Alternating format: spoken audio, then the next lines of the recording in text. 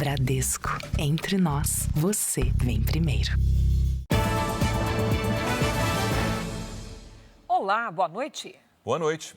A Polícia Civil de São Paulo concluiu que 5 pessoas estão envolvidas no assassinato da professora que tinha desaparecido depois de sair de casa no mês passado.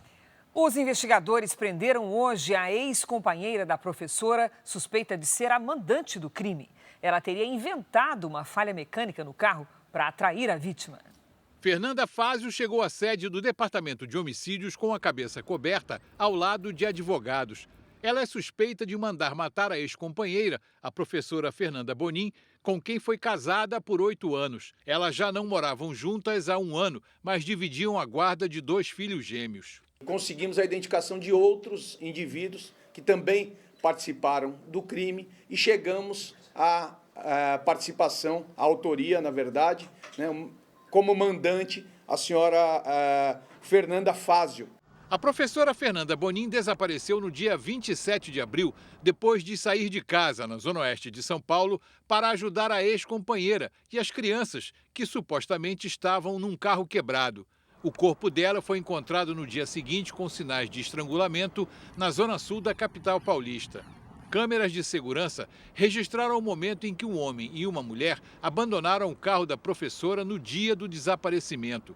O homem foi identificado pela impressão digital na porta.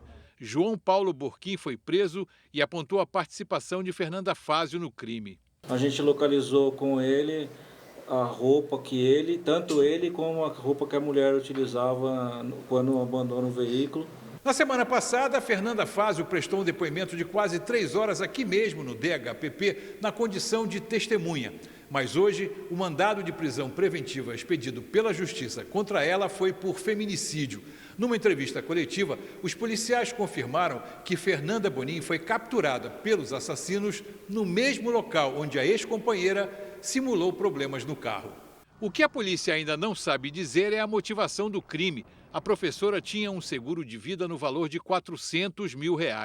Pode ser por conta de seguro ou por conta do relacionamento que tinha já terminado e ela possivelmente estava se relacionando com outra pessoa, havia recebido convite para mudar do país, para lecionar em outros locais, em outros países. 2 homens apontados como possíveis executores tiveram a prisão preventiva decretada: Rosenberg Joaquim de Santana e Ivo Rezende dos Santos. A polícia solicitou à Justiça a prisão da mulher que estava no carro da vítima no dia do crime. O Jornal da Record não conseguiu contato com as defesas dos suspeitos. Inflação recua em abril, mesmo com alta nos preços dos alimentos e remédios. INSS diz que vai ressarcir vítimas de fraudes a partir de 26 de maio. STF mantém a ação penal contra deputado Alexandre Ramagem por tentativa de golpe. O presidente Lula assiste ao desfile do Dia da Vitória e defende parceria com a Rússia em reunião com Putin. Em novo capítulo da guerra comercial, Trump afirma que pode reduzir tarifas sobre produtos chineses. Raio-X do Jornal da Record revela os trechos mais perigosos das estradas federais. Fernando Diniz é o novo técnico do Vasco e Antônio Oliveira assume o comando do esporte.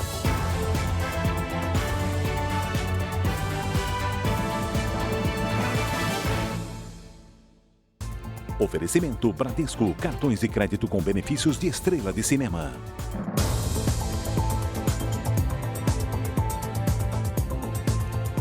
A inflação desacelerou em abril. O IPCA chegou a 0,43%. Apesar disso, segue acima da meta no acumulado dos últimos 12 meses. Os grupos de saúde e alimentação foram os que mais pressionaram os preços. Um alívio em abril foi nos postos, com uma redução no preço dos combustíveis de 0,45%. O custo com transportes em geral diminuiu. Todos os outros grupos registraram aumentos. Em saúde e cuidados pessoais, o principal impacto foi do reajuste autorizado de até 5,09% nos remédios. Dor de cabeça para o consumidor também na alimentação. A batata e o tomate ficaram mais caros. É assim, às vezes eu brinco com ela, que eu falo assim, a gente vai no sacolão, entendeu? Eu deixo lá R$500 e venho com 2 sacolinhas. O Os alimentos dessa vez subiram menos. A alta tinha sido de 1,17% em março. Em abril ficou em 0,82%. Mesmo assim, foram de novo os produtos que mais pesaram na inflação. O IPCA desacelerou de 0,56% para 0,43% em abril. Já o acumulado em 12 meses passou dos 5,5%, ainda bem acima do teto da meta para este ano. Segundo este economista, a pressão sobre os preços dos alimentos deve diminuir nos próximos meses. O setor agrícola contribui muito para reduzir bastante essa inflação acumulada nos últimos 12 meses, essa inflação que vem sendo carregada. Então a gente vai ter um movimento de arrefecimento. Em São Paulo, o ministro da Fazenda comentou o índice de abril. O PCA está em linha com o que estava projetado. Eu estou confiante que nós vamos terminar o ano um pouquinho melhor do que as previsões, né? E o ano que vem numa situação mais confortável. Das projeções da Focus, por exemplo, eu acho que eu estou mais confiante num arrefecimento da inflação daqui para o final do ano. O consumidor não vê a hora de se preocupar menos com a inflação para viver além do básico. A gente quer passear também para relaxar um pouco, né? E às vezes não dá. Presta atenção nesse número. Mais de 54 mil celulares foram bloqueados no primeiro trimestre deste ano pela Agência Nacional de Telecomunicações, a Anatel, por causa de roubos, furtos ou perdas. O que mostra que o celular é mesmo o item número 1 no interesse dos bandidos, não pelo aparelho, mas pelo acesso aos dados e às contas bancárias. Hoje, por exemplo, a polícia do Rio de Janeiro prendeu um dos maiores especialistas justamente em desbloqueio de aparelhos do país. A base de operação funcionava nesta casa simples, na Baixada Fluminense. No imóvel, os agentes encontraram uma arma falsa e apreenderam computadores, celulares roubados e até um bloqueador de sinal usado para evitar o rastreamento da polícia. O principal alvo da ação foi preso em flagrante, mas não teve a identidade revelada para não prejudicar as investigações. Quando o celular é roubado, furtado ou perdido, a recomendação é registrar um boletim de ocorrência na delegacia e procurar a empresa de telefonia para bloquear a linha e o aparelho. Cada equipamento tem um e-mail, uma espécie de documento de identidade do celular. Mas as investigações mostraram que o suspeito conseguia reverter o bloqueio das operadoras e da Anatel. E mais, promovia cursos na internet para quem quisesse fazer o mesmo. Ele é apontado, pelas investigações como um dos maiores do país, prestando serviço para várias quadrilhas que receptam e furtam e roubam aparelhos de telefonia celular visando desbloqueá-los. Somente nos 3 primeiros meses do ano, mais de 54 mil celulares foram bloqueados pela Anatel por roubo, furto, perda ou clonagem. A média é de 25 registros por hora. A Agência Nacional de Telecomunicações reconhece que nos modelos mais simples e antigos é possível adulterar o e-mail, mas ressalta que ainda assim conseguem impedir o acesso à rede de telefonia dos aparelhos. Hoje em dia, os aparelhos de telefonia celular têm um valor agregado com os dados das pessoas, das vítimas, dos proprietários desses aparelhos. E isso vale muito para os receptadores, para os criminosos. Um policial militar foi baleado e um suspeito morto durante uma perseguição em Salvador. O tiroteio começou depois de uma tentativa de assalto a uma farmácia.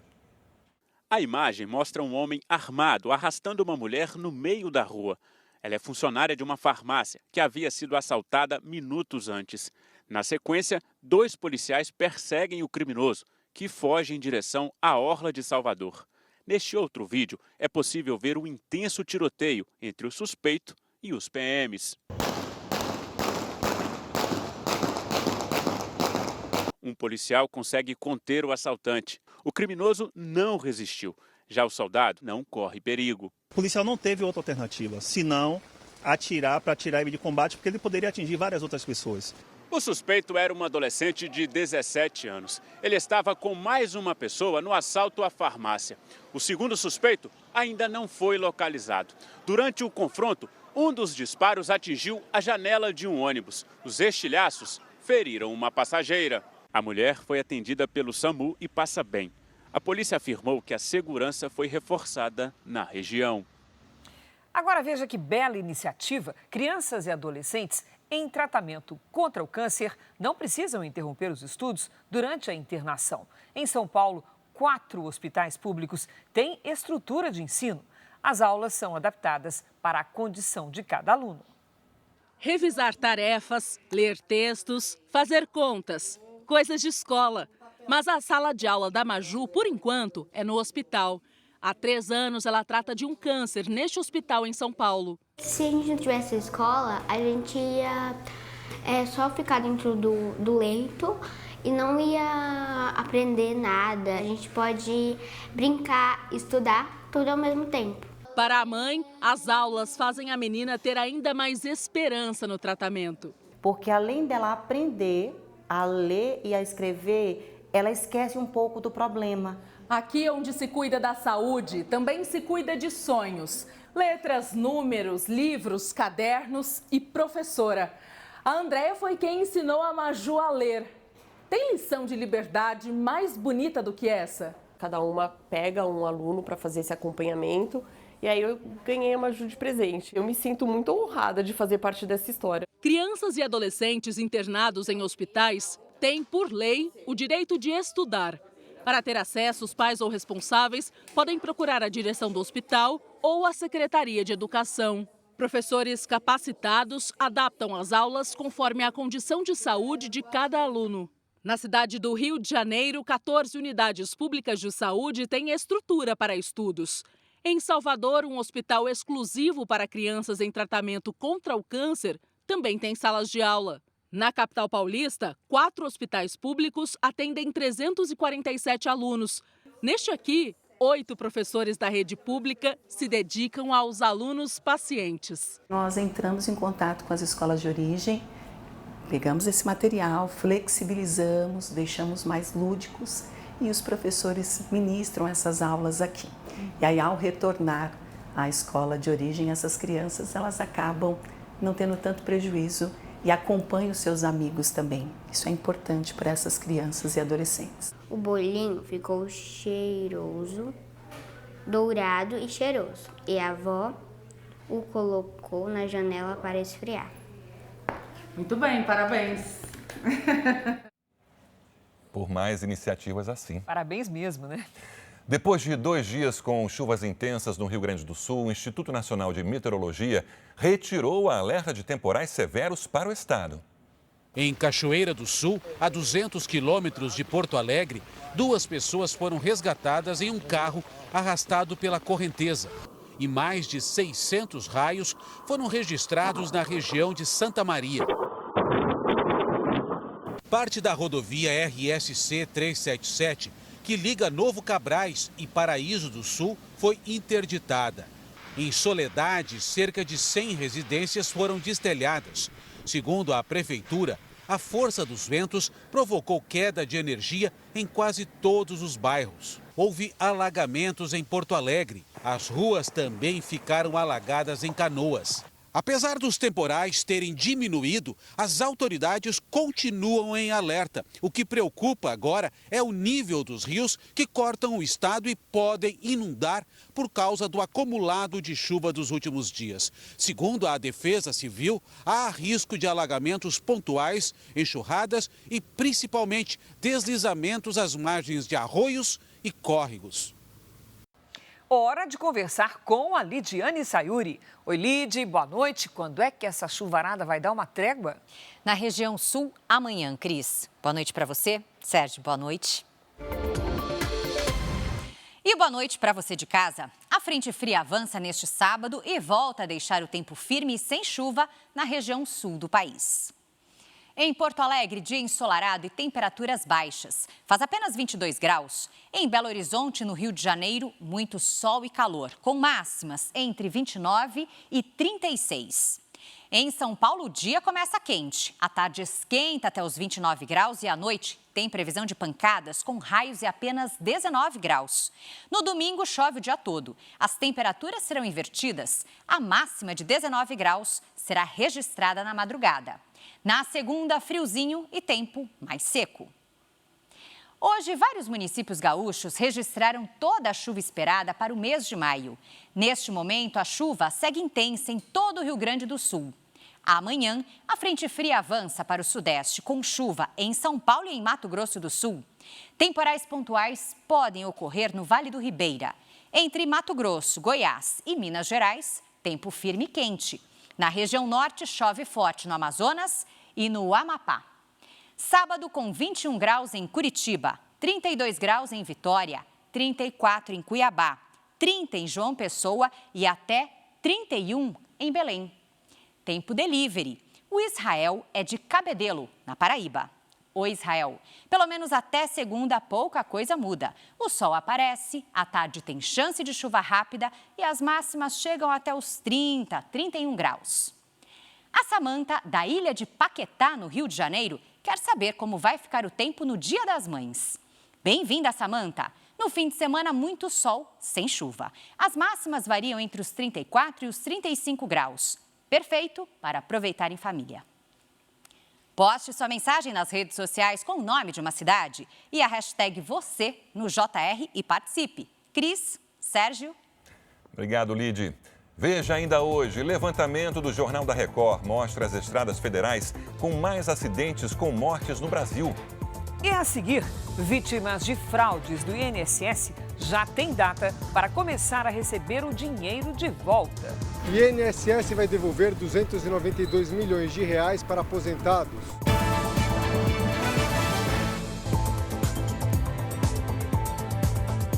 Olha só, você tem filho que vai fazer o Enem, você vai prestar a prova? Veja aqui no nosso telão as últimas informações, porque o Ministério da Educação divulgou as datas do Exame Nacional do Ensino Médio deste ano. As inscrições começam no dia 26 e vão até 6 de junho, 26 de maio. As provas objetivas e de redação são nos dias 9 e 16 de novembro. São 2 domingos. Outros detalhes sobre o Enem serão divulgados. Sim, inscrições, eu disse, vou repetir. Inscrições até 6 de junho. E as provas 9 e 16 de novembro. Outros detalhes serão divulgados em breve no edital do exame. Fique de olho. O presidente Lula se encontrou hoje com o presidente da Rússia, Vladimir Putin, em Moscou. A reunião foi depois do desfile militar que marcou os 80 anos do fim da Segunda Guerra Mundial. Mais de 11 mil militares marcharam na Praça Vermelha, na capital russa.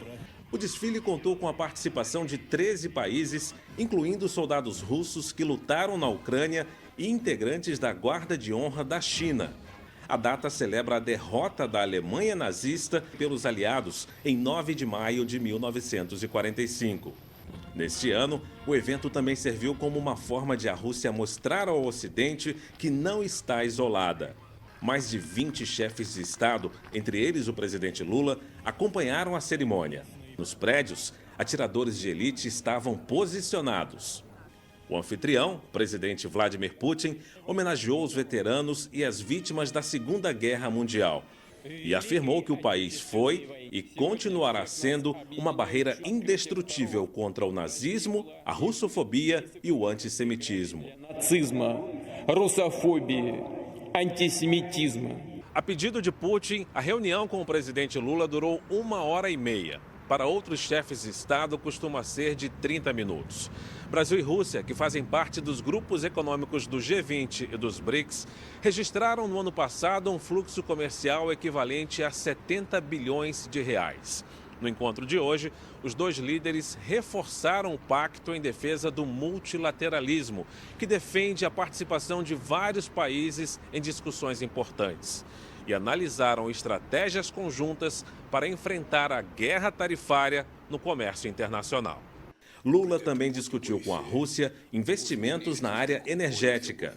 Nós temos muito interesse em tentar estabelecer uma relação com a Rússia nas pequenas usinas nucleares. O tema faz parte de uma proposta do Ministério de Minas e Energia para criar uma rede de reatores nucleares voltada ao fornecimento de energia. Neste sábado, Lula viaja para a China. O presidente Donald Trump afirmou hoje que pode reduzir as tarifas impostas à China. Representantes dos dois países vão se reunir amanhã na Suíça. O encontro, que vai tratar das tarifas comerciais, está agendado para este sábado em Genebra. Donald Trump indicou que a taxação sobre produtos importados da China pelos Estados Unidos deve cair de 145% para 80%. Mas disse que a decisão será do secretário do Tesouro. Scott Bessent já está na Suíça e tem atuado como assessor do governo nas questões tarifárias. Ele deve se reunir com o vice-primeiro-ministro chinês, He Lifeng.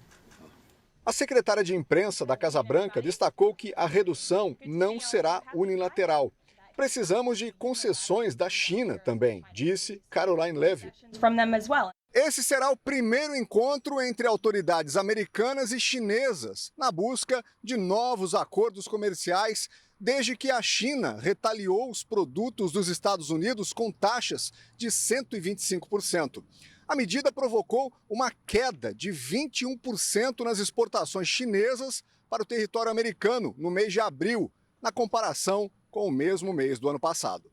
Em compensação, o envio de produtos chineses para outros países aumentou 8,1% no período, bem acima da previsão de economistas que projetavam alta de quase 2%. O diretor do Conselho Econômico Nacional americano, Kevin Hassett, disse que mais de 20 acordos comerciais estão sendo finalizados, mas quem decide a prioridade é o presidente Trump. Trump disse hoje que vai manter uma tarifa básica de 10% sobre as importações, mesmo se acordos forem firmados. O governo tem defendido o tarifaço como forma de aumentar a arrecadação e reconstruir a indústria norte-americana. Veja a seguir: Supremo forma maioria e mantém ação contra deputado Alexandre Ramagem por tentativa de golpe. E no futebol, os preparativos para um grande duelo no Brasileirão. Botafogo e Internacional se enfrentam domingo pelo Campeonato Brasileiro aqui no Rio. Jogo que será transmitido pela Record a partir das 7h30 da noite.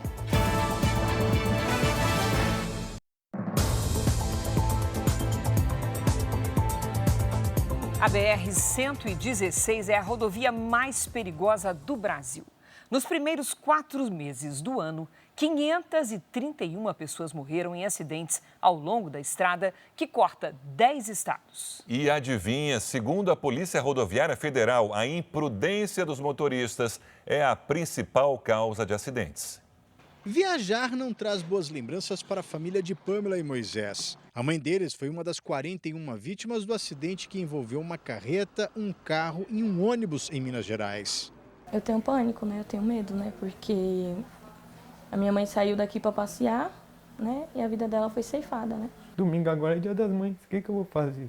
O acidente foi na BR-116, em Teófilo Otoni. Minas Gerais é o estado que tem o maior número de acidentes com mortes em rodovias federais no país. De janeiro a abril, 897 pessoas morreram nas estradas mineiras.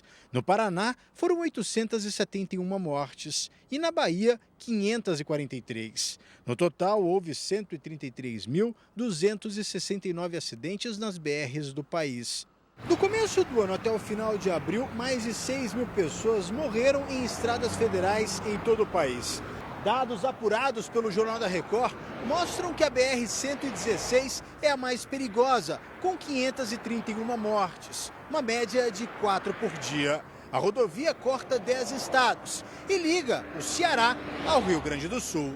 Em seguida aparece a BR-101, que liga o Rio Grande do Norte ao Rio Grande do Sul, com 420 mortes. E a BR-277 no Paraná, entre o Porto de Paranaguá e a Ponte da Amizade, na fronteira com o Paraguai, com 358 mortes. Este flagrante foi na BR-153 em Guaiçara, no interior paulista. Por muito pouco, o caminhoneiro não provocou um acidente ao tentar fazer uma ultrapassagem em local proibido. A imprudência dos motoristas é a principal causa de acidentes.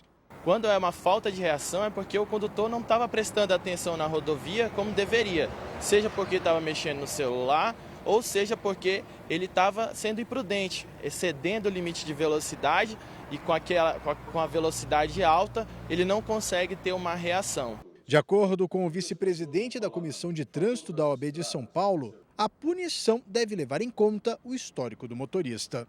é necessário punições que sejam efetivas para quem comete crime de trânsito, diferenciando o infrator eventual, o infrator contumaz e aquele que com dolo ou sem dolo comete um crime de trânsito que ceifa a vida de terceiros. Tem muitas pessoas imprudentes no trânsito, né? Eles não pensam no próximo, só pensam neles mesmos. Educação no trânsito é fundamental. Quem foi comprar o presente do Dia das Mães na região central de São Paulo teve que gastar a mais para estacionar o carro. É que os flanelinhas que atuam na região cobram mesmo nas vagas Zona Azul, que é como é chamado o sistema de estacionamento rotativo da capital. A situação se repete em outras cidades do Brasil. Em alguns casos, motoristas chegam a ser agredidos pelos flanelinhas. Na 25 de março, a área de comércio popular no centro da capital paulista, os flanelinhas explicam como funciona para liberar a vaga. Fazer vídeo só falta na volta. Mas os caras não mudam não, tu bora? Aqui é tudo comigo, tem maquininha, tudo certinho. No mercado municipal, outro lugar frequentado por moradores e turistas, a situação se repete. Mas tu bota o cartão. E aqueles carros não passam, não? Passa, mas tá no cartão. E se o cara me multar, como é que tu me garante isso? A placa indica que estamos em uma área de Zona Azul. Aqui o motorista pode estacionar pelo período de 2 horas. No aplicativo da empresa que administra o serviço, cada hora custa R$ 6,67. Mas em regiões movimentadas, o motorista muitas vezes é forçado a decidir se aceita a oferta do flanelinha ou para em um estacionamento particular. Absurdo, né? E vai fazer o quê? Ou você tira o carro ou você paga. Eu prefiro não pagar porque eu já pago em Zona Azul, então a flanelinha não tem direito a receber nada. A ação dos flanelinhas é proibida. A concessionária faz o alerta no próprio aplicativo. Ambulantes e vendedores de rua não estão autorizados a comercializar cartões. Mas pelas ruas, o policiamento e a fiscalização da prefeitura não intimidam os guardadores de carros. E não só na capital paulista. No Rio de Janeiro, um flanelinha ameaçou uma mulher e chutou o carro depois que a motorista não aceitou pagar para estacionar. Em Goiânia, 3 flanelinhas foram presos por cobrar para motoristas estacionarem na área azul. A vítima deve usar os canais oficiais para denunciar. Não adianta ele só gravar e colocar na rede social. Tem que acionar 190. A pessoa tem que tentar sair do lugar dentro do possível. Não adianta tentar brigar com essa pessoa. Podem ter outras pessoas com esse flanelinha. A Companhia de Engenharia de Tráfego de São Paulo informou que denuncia a ação dos flanelinhas à polícia. Portanto, se você é um motorista buscando vaga, atente para o seguinte. A Secretaria de Segurança Pública de São Paulo disse que, de acordo com o entendimento do Supremo Tribunal Federal, número 1, o ato de guardar carros não é crime. Número 2, se algum motorista se sentir coagido ou ameaçado a pagar pela vaga, ele deve acionar a polícia. O número de internações por síndrome respiratória aguda grave cresceu no país, principalmente entre as crianças. Em Belo Horizonte, as internações de bebês de até 1 ano aumentaram 184% em abril. Por falta de leitos na UTI pediátrica, os pacientes precisam ser transferidos para outras regiões do estado. À espera de atendimento, pais com bebês de colo lotam os postos de saúde. Em Ribeirão das Neves, na Grande Belo Horizonte, 2 crianças ficaram internadas por 1 semana em UTIs improvisadas. Só ontem conseguiram vagas numa unidade de terapia intensiva pediátrica na capital mineira. Alice, de 2 meses, e Azaf, de 3, estavam em estado grave, com bronquiolite. Aflição, incerteza, medo, porque só tem 3 meses, né? Em Belo Horizonte, os pedidos de internação de crianças de até 1 ano cresceram 184% em abril. E as solicitações de crianças de 1 a 4 anos aumentaram 64%. A situação mineira se repete em outros 12 estados, que estão em nível de alerta, risco ou alto risco de incidência de doenças respiratórias graves. Em Minas Gerais, já são mais de 400 mortes em 2025 e quase 27.500 internações por síndrome respiratória aguda grave. Só em Belo Horizonte foram mais de 6.000 pedidos de internação, mais de 40% de crianças e adolescentes até 14 anos. Com tantas internações, o sistema de saúde opera no limite em regiões do interior e da capital. São milhares de famílias que enfrentam dificuldades para conseguir leitos de pediatria. Nesta sexta-feira, 2 crianças em estado grave tiveram que ser transferidas em aeronaves dos bombeiros. Um bebê saiu de Paracatu para Montes Claros, no norte de Minas. Um helicóptero levou uma criança de Conceição do Mato Dentro, na região central, para Varginha, no sul do estado. O secretário de Saúde de Minas Gerais anunciou há pouco a abertura de 10 novos leitos de UTI pediátrica e 10 de UTI neonatal na próxima semana, para reforçar o atendimento. Podemos dizer que é um surto, mas um surto sazonal esperado, que nós nos preparamos desde o ano passado e agora estamos fazendo aí essa provável última expansão de leitos. E o Ministério da Saúde marcou para este sábado o dia D da vacinação contra a gripe. As doses estão disponíveis de graça nas unidades de saúde e nos pontos de vacinação. Podem receber as vacinas as crianças menores de 6 anos, grávidas e mulheres que deram à luz recentemente, pessoas a partir dos 60 anos, trabalhadores da saúde e ainda professores. E também outros grupos. São pessoas com comorbidades, caminhoneiros, trabalhadores do transporte coletivo e pessoas em situação de rua. Então, não espere. Vá se vacinar. O relatório da investigação da Polícia Federal sobre o escândalo do INSS mostra que, das associações, a CONTAG, a Confederação dos Trabalhadores da Agricultura, foi a que fez mais descontos na folha de pagamentos de aposentados e pensionistas. A Confederação Nacional dos Trabalhadores Rurais, Agricultores e Agricultoras Familiares foi a maior responsável pelos descontos dos aposentados entre 2019 e 2024.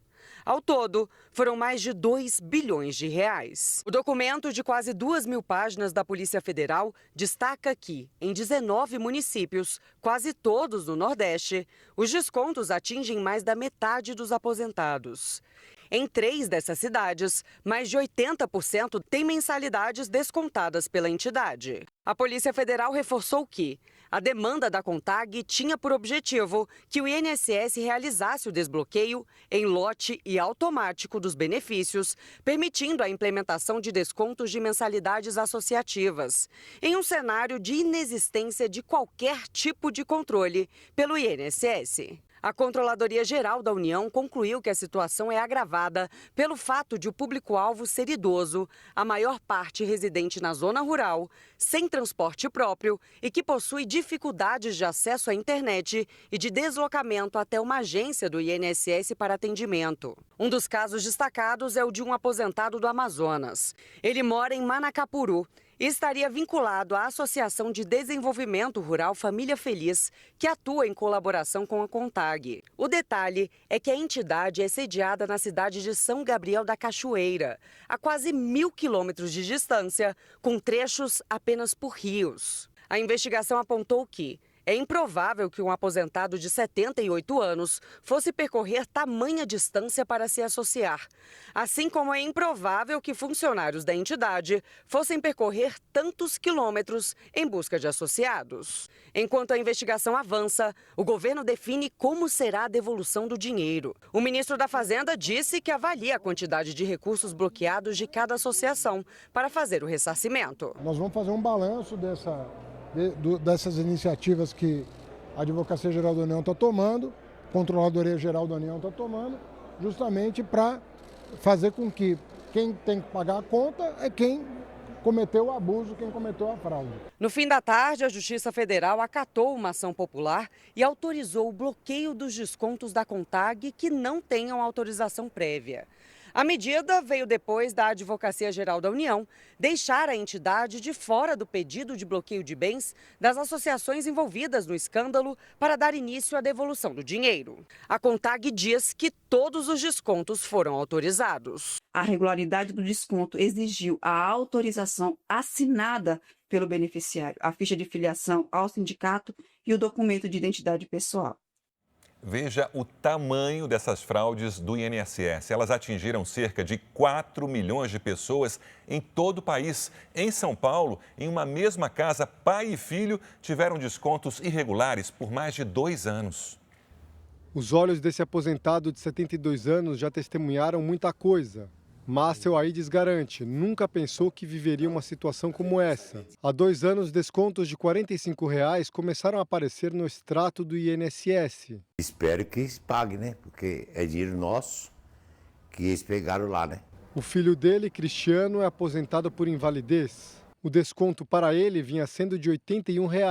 Inclusive, o meu benefício do INSS ele é bloqueado para qualquer tipo de transação, tanto para empréstimo. Depois do escândalo de fraudes, o INSS bloqueou todas as contribuições a sindicatos e associações. Mas os descontos nos pagamentos de abril já tinham sido feitos. Os valores deste período, que totalizam R$ 292.699.000, vão ser devolvidos entre os dias 26 de maio e 6 de junho. O valor será acreditado na conta em que o aposentado ou pensionista recebe o pagamento. A data varia conforme o número final do benefício. Na próxima terça-feira, o INSS vai notificar, por meio do aplicativo Meu INSS, 9 milhões de pessoas sobre os descontos feitos pelas associações. Os nomes das instituições e os valores serão informados. No dia seguinte, na quarta-feira, os aposentados já vão poder se manifestar se concordam ou contestam a cobrança. O INSS dará 15 dias para as entidades comprovarem a autorização de desconto. O ideal, segundo especialistas, é verificar os extratos de pagamento no aplicativo e, se houver irregularidade, esperar o ressarcimento. A comunicação, segundo o presidente do INSS, ela vai acontecer pelo sistema Meu INSS. Não haverá contato do INSS ou dessas associações direto com o aposentado. A primeira turma do Supremo Tribunal Federal formou maioria para derrubar a decisão da Câmara que suspendeu a ação penal contra o deputado Alexandre Ramagem por envolvimento na suposta trama golpista. O relator do caso, o ministro Alexandre de Moraes, afirmou que a decisão do Legislativo só pode ser aplicada ao deputado Alexandre Ramagem, do PL do Rio de Janeiro, sem extensão para os demais investigados, como o ex-presidente Jair Bolsonaro. Moraes foi seguido pelos ministros Cristiano Zanin, Flávio Dino e Luiz Fux. Ainda falta o voto da ministra Carmen Lúcia. Na prática, foi mantido o processo criminal contra o deputado pelos crimes de abolição violenta do Estado Democrático de Direito, golpe de Estado e organização criminosa. Ficam suspensos até o fim do mandato 2 crimes que teriam acontecido depois da diplomação como deputado federal: dano qualificado e deterioração de patrimônio tombado. A primeira turma do STF também formou maioria para condenar a deputada Carla Zambelli à perda de mandato e a 10 anos de prisão em regime inicialmente fechado. Zambelli e o hacker Walter Delgatti são acusados pela invasão dos sistemas do Conselho Nacional de Justiça. Para Delgatti, Alexandre de Moraes votou por uma condenação de 8 anos e 3 meses de reclusão, também em regime fechado, e pagamento de multa. Ele foi seguido por Flávio Dino e Cristiano Zanin. Ainda faltam 2 votos para a conclusão do julgamento.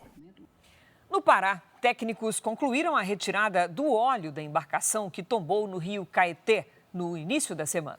Parte do combustível vazou e contaminou a água e a vegetação. Do alto é possível ver o tamanho da mancha de óleo que já passa de 11 quilômetros de extensão no rio Caeté. Hoje, técnicos finalizaram a retirada do óleo que restava na embarcação. Os pescadores, que dependem do rio para garantir o sustento das famílias, temem que o vazamento tenha contaminado os peixes. Uma barreira de contenção foi instalada. A Secretaria de Meio Ambiente do Pará autuou o proprietário da embarcação. Um gabinete de crise foi criado e o município de Bragança decretou situação de emergência. A medida vai facilitar os pedidos de recursos para a limpeza do rio. A Marinha do Brasil abriu um inquérito para investigar o incidente. O ICMBio, junto com o IBAMA, fizeram uma análise e foram até a comunidade do Caratateuá e já observou uma quantidade bem menor de óleo na biodiversidade no início do derramamento. O barco pesqueiro tombou na última segunda-feira, enquanto abastecia as margens do rio Caeté. A suspeita é que a má distribuição da carga tenha feito a embarcação virar. A 5ª Conferência Nacional do Meio Ambiente selecionou 100 propostas para o enfrentamento das mudanças climáticas. O encontro, que não era realizado há 11 anos, discutiu a emergência climática. Ao todo, foram feitas 645 conferências municipais, estaduais e distrital.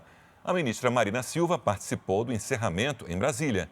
Entre as propostas estão incentivos à agricultura sustentável e a ampliação de áreas verdes nas cidades. Os projetos foram elaborados pela sociedade civil, setor privado e governo federal. Veja agora os destaques do Domingo Espetacular. Você vai conhecer um homem que há quase 30 anos luta para provar que teve a identidade roubada por um falsário. Olha o público. Nada, ninguém me ajudou. O impostor usou os documentos dele para cometer crimes.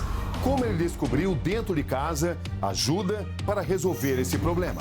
Comecei a fazer direito porque eu vi várias coisas erradas. O Domingo Espetacular encontrou um menino de 2 anos que passou 16 horas perdido na floresta. Bateu o desespero de ele passar a noite sozinho. Durante todo esse tempo, ele foi protegido por 2 cães vira-latas. É no Domingo Espetacular. Logo após o Brasileirão. No noticiário internacional, agora há pouco, o Paquistão informou que foi alvo de novos ataques da Índia. Segundo autoridades, 3 bases aéreas foram atingidas por mísseis, uma delas perto da capital Islamabad. A informação foi divulgada pela TV estatal do país. A tensão entre o Paquistão e a Índia aumentou esta semana. Os ataques já deixaram mais de 50 mortos. No centro do conflito está a região da Caxemira, disputada pelos 2 países desde a independência do Reino Unido na década de 1940. As forças de defesa de Israel interceptaram hoje um ataque contra o maior aeroporto do país. Passava das 4 da tarde quando as sirenes de alerta soaram em várias cidades da região central de Israel. As forças de defesa confirmaram a interceptação de um míssil pelo sistema de proteção aérea. O foguete foi lançado do Iêmen pelos rebeldes Houthis. O grupo assumiu o atentado e confirmou que o alvo era o aeroporto Ben Gurion. Foi o segundo ataque ao aeroporto nesta semana. No último domingo, um míssil atingiu uma área próxima a um estacionamento. Os Houthis mantêm os ataques contra Israel, mesmo depois dos Estados Unidos terem anunciado um acordo com os rebeldes para suspender as ações contra navios no Mar Vermelho. A tensão tem aumentado em várias regiões. No sul da faixa de Gaza, 2 soldados israelenses morreram e outros 2 ficaram feridos na explosão de granadas. As bombas foram lançadas por terroristas que estavam escondidos em um prédio. Na mesma área, as forças de defesa atingiram mais de 60 alvos nos últimos dias. Foram destruídos depósitos de armas e prédios usados por terroristas. O exército ainda encontrou um túnel no campo de Shaboura, em Rafah. A estrutura tinha 1 quilômetro de extensão, paredes reforçadas e rede elétrica. O túnel foi destruído. O Botafogo, atual campeão brasileiro, vai jogar domingo contra o Internacional. Partida vai ser transmitida pela Record a partir das 7h30 da noite. Então é hora de conversar com o Bruno Lohans.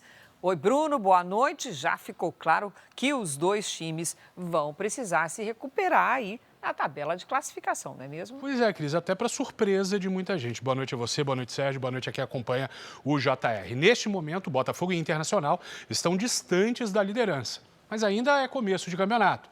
Os 2 times têm elencos que devem se recuperar e estão entre os favoritos ao título. O Botafogo está invicto em casa e vai buscar mais uma vitória.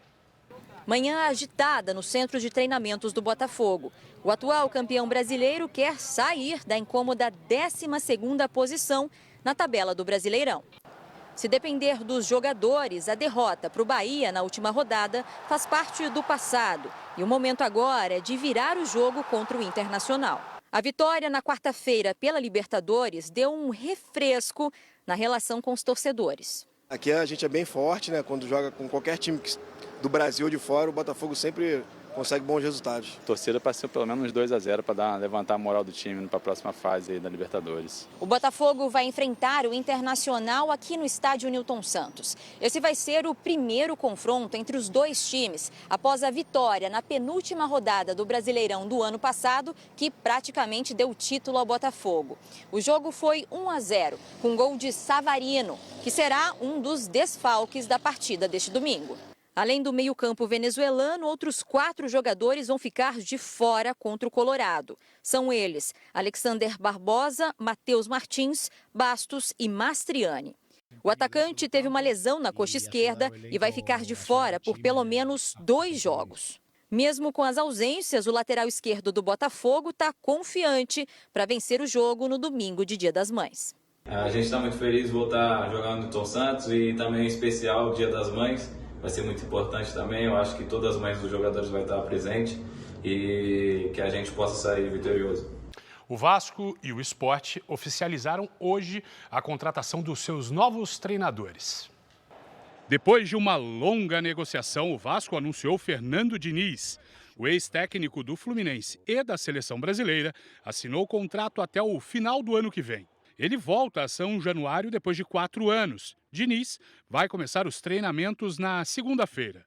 E no esporte, o português Antônio Oliveira foi contratado até o fim de 2025 e vai tentar conquistar a primeira vitória do clube pernambucano no Brasileirão. Ele já pode comandar a equipe domingo contra o Cruzeiro, na Ilha do Retiro. Amanhã vai acontecer o primeiro jogo da final do Campeonato Amapaense.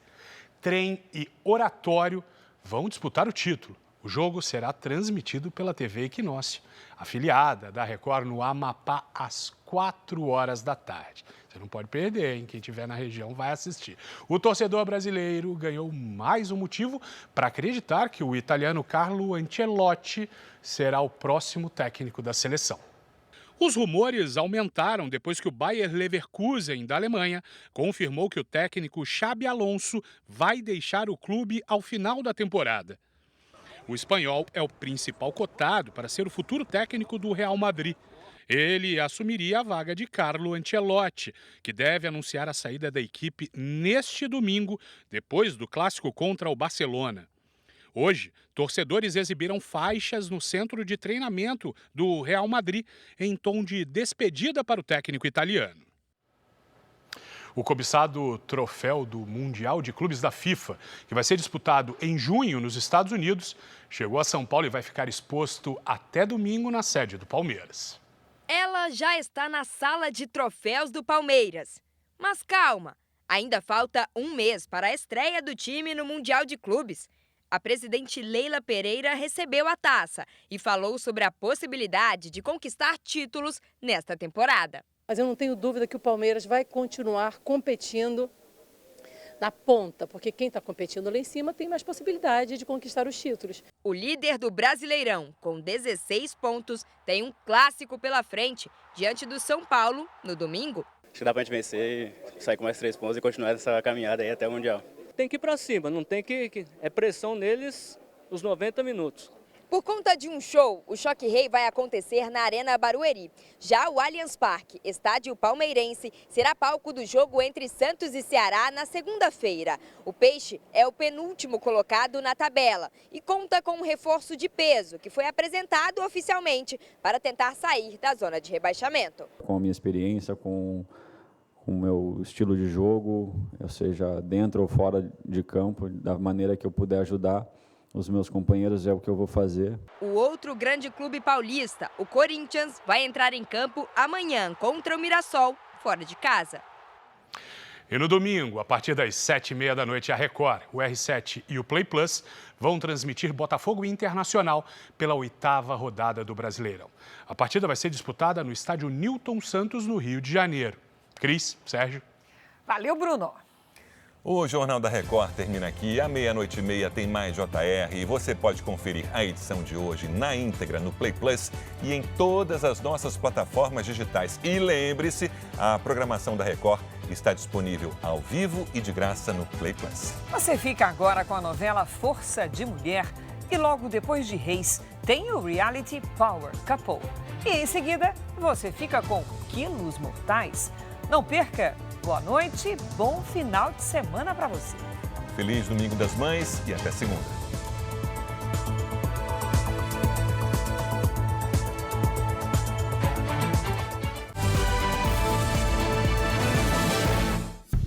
Bradesco. Entre nós, você vem primeiro.